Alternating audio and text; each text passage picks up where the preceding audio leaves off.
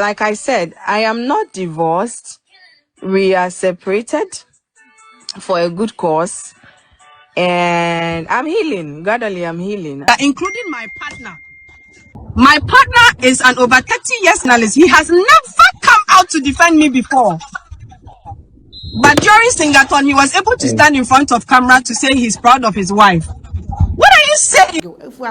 Ukunu no nyi obi oba abonte bekasa sanya wo a ukunu Mr. Aduonu obi ani wo wonim no ti say no beka say obi ani wo be defend ukunu ni be defend wo da say nkrofo so wo say be ma no nkrofo so wo mpe dressing efo mame ka asem ukunu ni be defend wo a nke no ekosi hine de wano hu ni say wo say be ma no ukunu be defend wo me defend you sa no no nani so hu no de wano hu ni say on dress no ukunu be defend wo defend you sa na nipa no hu but me de wo so obi ahunu ni say aware no na afono efua na onya sobo bi amfa mo be ma no pa chomati ase Nana Mama bro, from the deepest part of her heart, she came all out. What did they do with it? I just don't want to. Sis, share ubisa masembi. Osi aden no bi de me be too kwan. Na meyesa, right?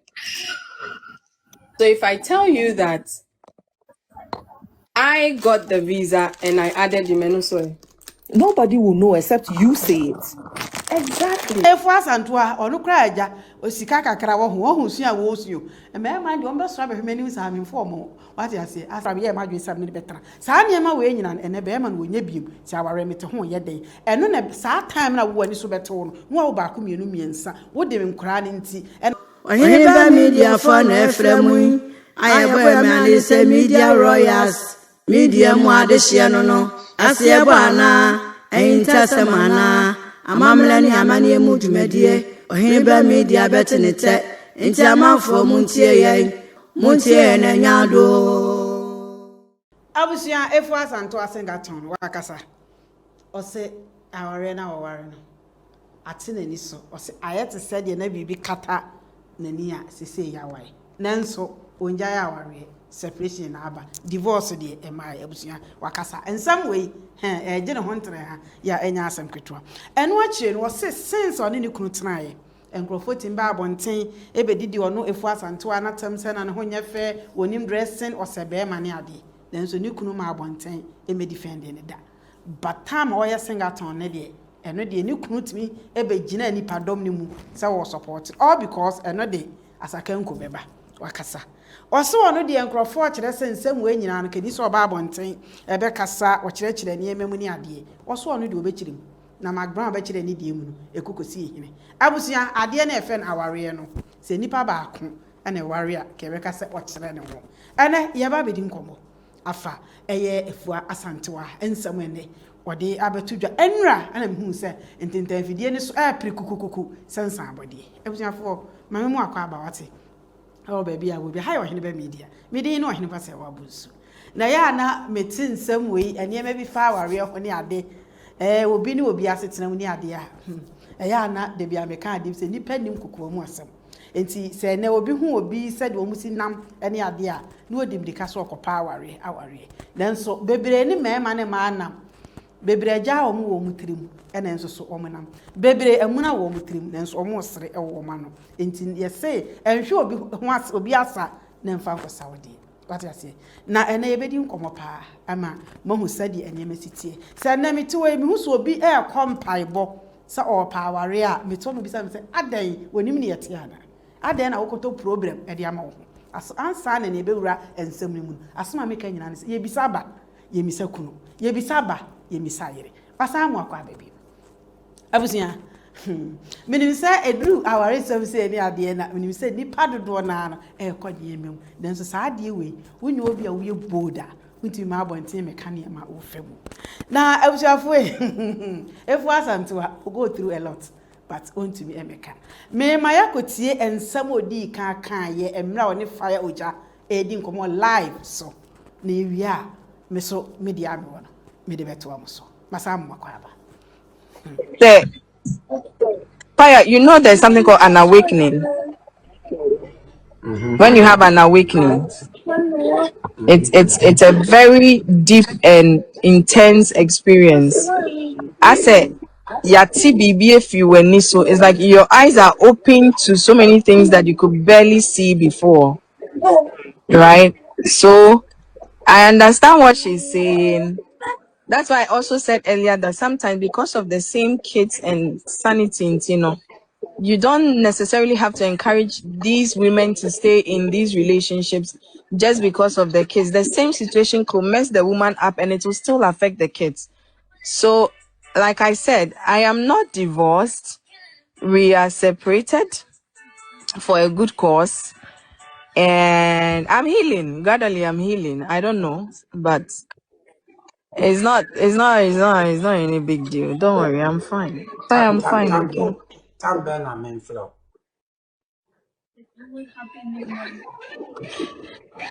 Oh, me jaya kasa reply bit me akasa. Mendante mo. And I am last real. one, yeah. No, Fire, don't go and call him. Let him be. Oh no. My last one, yeah. My person is me catch on kakra efa. abusia bidi so obi ani say fu asanto o ware ye ache ne ba pan e was 17 years yenti 17 years emfiri efua asanto age mu e kire se efu asanto o ware ye na o ya akra na ne ansa na ye bedi nkomohwe ewi ase ohu de obeka kire o se aware ntam eye bia nka tensa me se oboa hwe se wusu a ohu ye wani ema bi wo ho a enne ye age ya ye ne ema bi a nka ye first na ke bi a ye nye se woye akwala ade bi abehunu bia no eya na ye wofe na last time bi me ka asem bi mire bi a me kan na obi asre me se mire bi a na me ko school na abranti bi se me ma ne hwe me na me wi a na nka waware me de bia me ka sa asem we mi ama mpene ene me nyini ye no sabio ene odon toes e wodema sa me ka me toes wura yere pacho de be kan mate ase e bi so na nka nya adwuma nka me ye no ene me nyini ye ya me hu sa nipa koro na ho miss ti sa nipa koro pa nka nya nyame na ye madom a sa me nka me kunu no ne nsam ko de fa me ho a sa me nka me hu na mu nyina twetwa nyakopon ene nyina ebu afhwe se wusa na se ye ka kire o se ware na wankasa wadwene mu ndo a me kasa ma me bia ne wo se ka wo ma oba e ware ntem because sa time no onim ne ye wo pe because obi etimi ware emra no so obenyini kakra na ho no bo se oh me kura na nka me mpa be mo so na nka be mo yetu nka mpede otite sa tam na ye too late aware ntam tim di sa na ma we ba abusu ase ye koye ni mu a empempi yo ho se ma ne me hia wo mo ta di ntropa edom suban sie eye mema ye bufu e be wo so ho am wo hu suban sisi a ma me nka ade bi hwe wobetimi ahia be nsama afia efu asanto e ka se bibia te nani so no be ma ne nya na duro onye ne hwe be niema bia na be ma ne ye kire no ahyase emro mo hyase na nte ye eniema bia na ohunu de na be ma ne ye ma no ya fom ko wura aware ni mu no ya efu asanto ohunu saa de ne bi mu eno na ama na adwena ma saa niema no ate afiri nani so betimi aka cho se fu asanto ebi oni ne kunu ni jaawe na kuma ni tirimu no ebi a 10 years kura ani na nso mu nim hwe obetimi ahia be ma wo hu ebi a wo hu no wo hu foforo no he obefra wa no pa oh ene wa sorry why you say yenko dware yenye say ni ade ebi aniema ni pa betota ma wo the science o pew saa time ni nti but obe saa aniema we nyina ma e man so ye obi a o makoma yakoma emre ade a obeye obedikan ya akire no saa de eto awia no ti bi kra na wo mpewu but na dwene timi sa ebi kra me kra ka me pede wo ti sei but we de be me yi ya ma me nka no ya ma me sorry wo be frɛ me o chaki hu se medidi ma yesei ene ade ene ebi a me ne ntena saa padoti o me ne ntena saa no ni nipa akotena on be kwa akoware ekowura aware mu awie no be ma na sabe first o ma wusika e ka che so o wutiri ho nye o kokoye wuti ene koye wo nsa o wa yesi atade e hye no enye fe no wa anhwe ya okowura aware mu na wo nya adwuma obema wo se nyina apro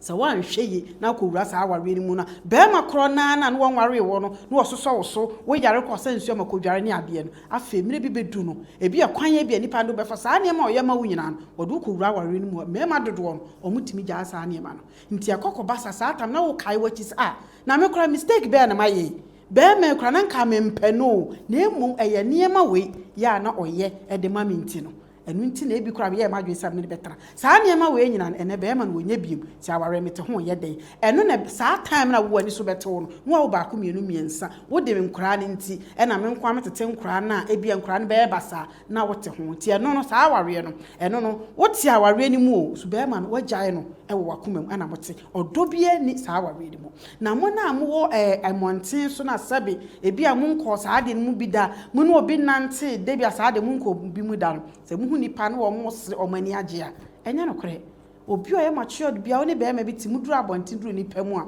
mo sere me nkrofo hu se bibia ye oke nso mo ankasa no makoma mu na mo agyae ana moto saa ne ma we nyina de ba enye me ma nko enso na te saa ema bi nso pa aware a omo di ahobrase ahunidie ni saa ne ma bi onso kwa ko wura aware no mo wie no na buo na wo so de ma be ma no na saa buo no na ni ho biem ebi kura first ohun no no no ofe na odo anase sweetheart be kakra no ofe na yakua papa wati asi cause odo na odo no ebia eni ho biem ti saa ne ma we no just mi akasa no matena si efu asanto ade be misa se eye die pa na de saa de we aba ebia ono na abeka ne die o yenim be ma no so de ono so go through enye me ma nko ene tete ma so etimi tete me ma ene obi timi ka kire me se eye na efie ntokwa besi ni ade a ema na de ba de obeka bia me ka chance wo boa before se oba na wotia o respect ebe firi ho no eye se beema wa shaase fa de chi beema o ka kasafon ade che me ade a me chi kasafon wo ye disrespect ni saa ade bi de chi nipa na wo bon so odo a wo ma wo no na saa atama shaase keka fon ade chi nti ya at times we say oba bi beba e bia radio so na TV so na oba be kan ni kuna asem otimi ka se mi kuna shaase kra ye ma asem afa kura de asam kura di so ka kire me kura na wo ka kire me na bia nipa na etu ehu na wo ka saa nim eye niema ebubu ma ewo wiase de bia mo se ememe hia krokro ema o ma yese ka akire no en asam kakra bi na bia nipa no waje wadi anase na wanya odobi ade ama te me de ensam o ya asi no efu asanto asem me kasa hwe mumye hwe obi hu atwa ne famia yekuru enne sade girls na ni abre wo behu akra bia 17 18 years na wane be ma bia na tikwa asere mu ye ne ya na omo wale enkura nketenketo omo ware omo do te aware no man tahwe 17 18 20 years e de na mu aware mu mo be ko enu 3 4 years 5 years na makopen no na bonsa na mawo nkura na nkura no kra hu ba bi omo mfa te me de me kan nyina saa nsem we de mi se ni nyina no ekoso tiefo asanto a what's for now separation na aba na nye divorce and obi baby say me say difference between separation and divorce no nso ye a edanta bonim separation ye woni be mate be ma no oba te bi entokwasi enema bebre bi entokwa no eye too much akasa ba abusuane timi tena se e ka se oba ne metena ne fie kakra na be ma no so ntena ne fie kakra na afi no monwene ho se e wosam sa atena biema na masan makọ back but se mo ntena biema sa atam na divorce abenti separation de enche so moja ti yan hwede susan e de bode ho no be fa se efu asanto ani ne kunu Mr. Aduonu on betimi asan atena biem ana omu ntimi ensa atena biem abusua yengu so anto ansam ne so efu asanto ya kan nsam ni nyina osan be kan se sesia no ne kunu no wo hu sense ankrofo sha ase be didi na tam efu a wo hu nya fe wonim life bo wo se be ma ne ade no ne kunu ma abonten da eme defend ne da na emom oya Singaton de ne kunu be gina animu se oboa all because of what inkweti de cause Offended me that including my partner. My partner is an over 30 years experienced journalist. He has never come out to defend me before. But during Singaton, he was able to stand in front of camera to say he's proud of his wife. What are you saying? Efia. Don't call my name. Don't call my name. Asha, don't call my name. I'm serious here. I'm not kidding. I know you are not kidding. I get you, sis. So don't talk about sometimes you don't have to. You have to open. I don't have anybody to. People know the truth. People will call me if I am saying yawo can you no cre nanso Johnny Bibi and you see these same people. I think her network. And you have intelligent,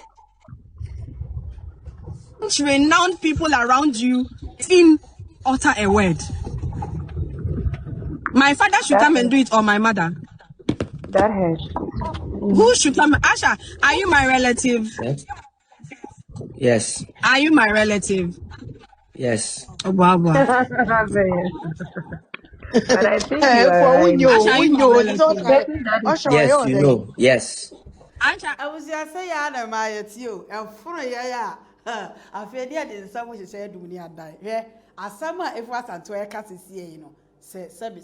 will be our Unimuda, which is our arena from the pa. If was and to work, that Ben will be going to say, Wababontia or Cassa, and I old defend will be that. Or be on Mr. Dio to be him say, no crano correct, Cassa won't pay. But when him and my Subai and the mechanical correct. So we are DNA, ya, and you may be funny, yea, as a one Cassa 10 and no tunnel, yen pebby moanim, and some beer, a dear crowd 1 year near the Nova Tago. If we are wukunu no nyi obi obaba nti bekasa sanya wo a wukunu Mr. Aduonu obi ene wo wonim no ti sa no beka se obi ene wo be defende wukunu ni be defende wo da sa nkrofo so wo se be ma no nkrofo so wo mpe dressing efoi mame ka se wukunu ni be defende wa nke no ekosi hine de wano hu ni sa wo se be ma no wukunu be defende wa me defende o sa no no nani so hu no de wano hu ni sa on dress no wukunu be defende wa defende o sa na nipa no hu but me de wo so obi ahunu ni se aware no na afono efua ena onya sobo bi amfa mo be ma no pacho mate ase onya sobo bi amfa mo no enti na ewo se wo pensem bi na wo de gina so eno de eye ma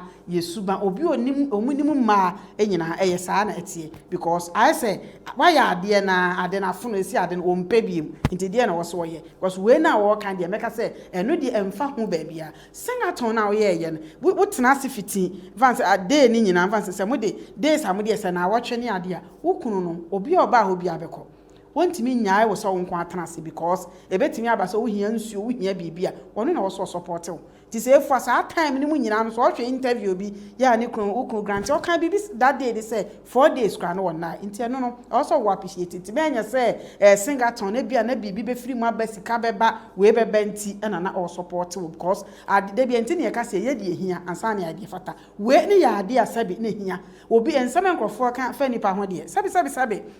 Bema bia no ye mature da o so camera atrechi se na mere na mo se ne ho nye fe no se kra nipa be hu no se kra na bu akrofo de wo ma no o mbebu no ntimi de efu a se Singaton no timi support e wa I was no wutimi gitum hu se o ya ade se o nna nti no so na because even 1 or 2 days kana se won da ya hu de we ana wo ho ye wo wutimi kra yare ni ade nti efu a de ameka nyina nse se wa pa aba na aware afono wa de meka se kan wanu tum mi ankasa minim sa won so sabi o kasa sa ne sa ne manema no because on power we ni bie ma sa nsemu ya wo bekeka we nyina na entimi mwa because unyini ebi ana aware no unhia bie ebi kura be ma na enye type of be ma wo pe se de mdi kan ye no bibi se de o kan asa na wo pe be ma be wadamfo be se no ebi amukọ ware we be ma na wanyo wadamfo bie enti bia nema bebiri afiri ho eno de efu normal de bia ye ka yesi woni obi etwem pena fa hye otirim se different from some bakwa akware mo ware wi a enye the same biem ti wakunu bibi na wo mpe enema bi wana ka apese support no support wa ye media che ena nkrofo di watam o ma meka hwe meka se efu eno de emfa emma meye kwa adubi a ode ba bebo wukru umpe biem atanase na kanwa no tum ebia wunyini obesan aware biem wonsam a wo keka ne ade no enem si social media no ensem bi wo ho ne nema bi wo ho ni interviews bi wo ho ebia ya ye to se na nke ya nyo because emire bi bedu no ebia na be ma bi enso hia be ma bi pese wo na otena wonsam a wo kekan ebe me na suro nti efu me de masem nyina ne se me ka asem bi se me no mienu na nam ye hia ye ho ne se ye betena en na ye ntena biema hwan na me ko chirechire ma kire no even o maame no papa kra no wo ye hwan so ko chire ma kire o mpe biema o mpe bi me se afiechi eni abofo separation na aba wo pese bia divorce mra eno wo wawo what is why na wo tu uja ho na ho kwan a bia janfa so hyeso but saudi we bebo okunu kwa adudi okunu nyu obi a me de opekasa e bi efie but me abonten de me hu so okunu o kasa asem bia ba o defend any ade jebusia me de sansem we de meka sefua ye montu na de eye ma yesu yesi ntokwa fono yen a na ye were fie akeka abusia yemfa we entwatoe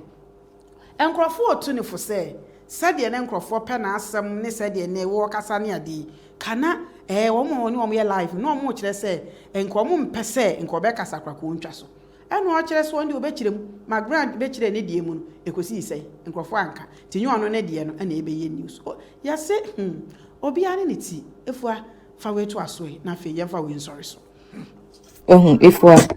you were the one that's had the conversation with this person, and now the thing is out. Okay, so whatever you want people to know, as per what you want them to know, because you have control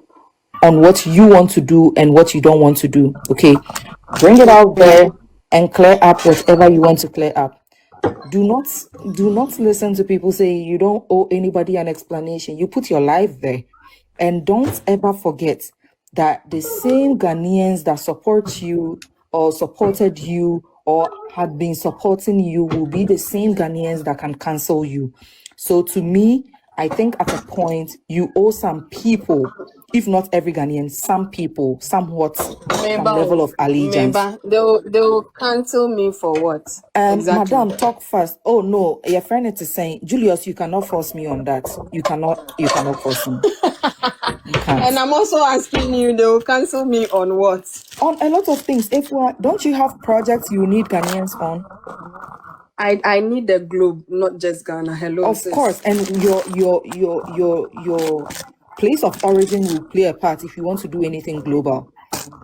And they will cancel me for DNT. What is that's what I'm asking you for, what exactly? Because I am going through something that I don't want to share. No, not because you are going through something that you don't want to share. Her Because you have Excellency already Beshe, shared. Because you have already shared Her some part. Excellency Beshe, ne deɛ dɛn na Ghana for the year. Excellency Maya. Nana Mama Brown, from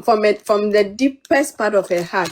she came all out. What did they do with it? I just don't want to. Sis, she ubisa masembi. Osi aden no bidi mebe tu kwai. Na meyesa, right? So if I tell you that I got the visa and I added the Menusoi, Nobody will know except you say it. exactly. Anything America say. If I want to do that, I will fucking break the internet. I don't want to do that. So let's leave it as is. And yashi, we enya sembia o minim dentia. Simple brofo na April Fool, Sis, you know it's not April Fool. You know I'm separated. Why are you saying it's April Fool? No, I'm saying the day it came out, we don't have anything doing that to talk about it. That's why it's popular. Tomorrow we will forget. And Ameka said, I have said my truth. How people consume it is not in my control. That's true. Okay. I can't take a dictionary and come live and say all of you separation means parting away with Separation your of partner powers. for like I can't do that. But Nyomoji Manuesi Bonisa Missing a divorce, that one I need to clear it because I am not divorced. Okay, got it. Now you understand me. Yes, now I get My you. problem now is she divorced after she relocated to Canada. And Tessa, na nipa ni mene net na plane move back Canada. So how did we divorce? Ebusia asam no na ja o se na ni abre na mami nka we ansa na maba efu asanto asam so me say efutu amede ma youth no on se dey say abobo mrewa ene say titiri wo yo ba enkohia obi a sabi oda kios mu nka so o me do no yentra se o yentra be eye ya amene ne de ampacho enya bida wo ma ye atwam mu atwam wonim bibi aka ye yire no eja ko yire o mu da kios mu ewi ase kosi sei me say enya bida be ma sabi oni kapre ene ne nkotena de bia me ka asem wo yi me se ma mo be fa be ma oni sika ope ma fasikani ya wo medafi mo ma mo hwemanim kotena se what ya se be ma ni sika wo nim de ope me ka no kora kyerem wo ko fa be ma bi wo ko no ama 100 trees or so ebe ye o ba bia me ya adwuma no o nsa afi na maba ye hye da ntua ma me dwaneje wo kra nkwa me ho se me wo fie nyina dim ho ya enso mfa ho me wi me ma mo adi wai dwaneje wo kra nkwa because mema pa de ewi ase on ba no ba bia no so omo entimi so ba ma ni sika pomodi na kopedi wo sika se ne wo de se wo ye ma asam kra unim so wo ka wo de ko market wo de ko ayi wo de ko we ahoto kakra wo de wudie na watena ba edu mpa wate ase ti munyina ma munsu anyansa na me ne etena eye ya media wo ne ho ade a eye ya wonim eye ya wo no asate wo no awo ba ko awo ba kra no wo to ko wachi no odi mpa baabi ntana na de mamu nsua nyansa ena efu asanto a ono kra agya osika kakra wo ho sua wo suo me ma de ombe so abehwe ni sa amfo mo wati ase asam ne se ese efu asanto a na sam nyansa ono de asam na hye ne so e wo so obekire me de aka mekire mi mom de ka yakumi kra ka ne mi mekire but efu ase wo de wo kire mkrofo se ne kunu de na kọ amonya me ne kunu de na kọ Canada awie no ena afi de o se woni na jaba o se nyesa ne to mo nyina na kọye na ade de te de ate na ni so abusuafo te de ate na ni so etete da o etete nso so wa hwe ka so obi de de bibi aye wo so no mfa ahwe nye wo me de me se mema nse so mo suban mema na mama esesa enye ma na ma me masesa ko so oba de wo treat ni nice wonnie wone no ne ade ma omo pa no wate ase mo so mo se enkwankro kum ketrema tumi de ma adwen se ne hembedi like kani ankwan mu bedi enkatenkwan mu bedi endi ene ese de ba ni ba kakrema ko munya biram no matena mote na ade na he mema ohu mu hu ma mu hu se de motie mu hu de motie asa asa nye jutu obi dada minto fried rice ma me ba kodwale na even we cry the moment me aba beto na makobu no bu we dey bucket hia nsuo sese upe nsuo hia me no abi mana me dware nsuo nyuna na mo keka me ti se upe nsuo hia kra gas wa ha me no abi ama na de na mo ni yetena check akra de mo nya yesa me ma ni bi mra mechirem mo ha mo twetwe mo kon mo mra na mechirem reason ana cha ne ya che ya ya dada ama mo ana suban bi ne ya da na de a kakra mo mfia nya hwebiem especially ya wo kra de Unya wo ba ku wi a be ma ne na mabonti no obodi hwem wo ba pe no head afa pillow no no akoda living room wasina ne bo ahya dafu nso na wonya ne hwe me ma de ntira mo yesa adan ana mo yesa mu di mani o mu di mani ene oba bi ne be ma bi abre na be ma na kra se me ko ha akoye adwuma obo wo hye be bi woto ho oboni hwem so ati ase na mo ne msa ma ye nyina ye pe wo ho ye nyina sade mo me ma mo nyina mo ye pe sa na ye nyina ye pe o pa be ware sa wo ba ono so ba the same thing no be teme de afutua me de amamo no mu beti abebo be mo ni sika be ma wo sheki osmene ne nkotena what did make kire mo ene nkota pesika ni na ne odi wani a wo husu odi wani be ma wo mo obra ya wo belt brown ne pabo black hweyie wo huna ne belt brown ne pabo black na hweyie wo ko hwode hweyie wo hunu ayini life ni ye na ne me koso do opempam ntade ne ade a wonya ne size man sorry ankwa o mo de ka be ba be sesa me afiri ha no ma asamasi enti abusia tap send o se me kan kire o se na me adom tap send ba ye no ene abrochirefo ntimi mu ma akwase amfa nchene mporo ho enti wo de asam ni nyina nso onfa ho nyimu a ede edi kan ko Play Store App Store download the tap send kai se promo code ni ohene ba bo ohene ba keke no fa hye meka se nanyan ene ubonso ubenya asakenko kakra kan sika ho enu nti abroche kura wo so bia nyame adom tap send duru ho fa ho jim na adu ho jim a ho na abaji atum se tap send papa eno no ebusuafo me sorry akọ emema ye predict wo mo omtim ye bibia bi tu ko hu ne foforo na wosere che o ma ye se abosoma kotre o mo dane aha na me de musi update bebe bia me fa kamemo mesa ade asom Ohineba Ejeni Makunie, the CEO of Ohineba Media. Many anom Ghana for more Europe, UK, Canada, and America. And me was sempe bi de mao. So pesa wo send this car, Emma Wabusiafo, and Wadofo Ghana, and na tap send ya na me come for amount. Na de mama ni ji omo kra ne say, omo rate was through. No charges. Afi wasabo sika ho ban ma. Say mobile money accounts, and our bank account, and I will send this kana kotumwa. Sima krope. Na wansa kan Ghana. De wuya ne say, obefa mobile phone, no akọ Play Store and App Store. No download tap send app no egu phone so. Kayo se wo send dia, obebusa wo promo code eno ane se wo do hene ba keke no ahye ho. Wo Europe a obema €5, wo UK obema £5. Oh, America and Canada so ubenya $10 or hineba keke nti. Na mo am wo UK no kra de me was send debi de mamo. Ubetimi a create wallet account e wo tap send wo so. Ebre bia rate ne bekosoro no. O dia de se ube save ska wo ho na ebre pem no se wo Ghana no ba bia wo bia no na wo the wallet account no atto de opese odi to bia. Tap send papa no. Ohineba Media for Efremu. Ayebo me alise Media Royals. Media mu adehye no aseye bo ana enta semana amamla ni amane mu dwumadie Ohinibe media betinite. Inti amanfo muntie yei. Muntie na nyado.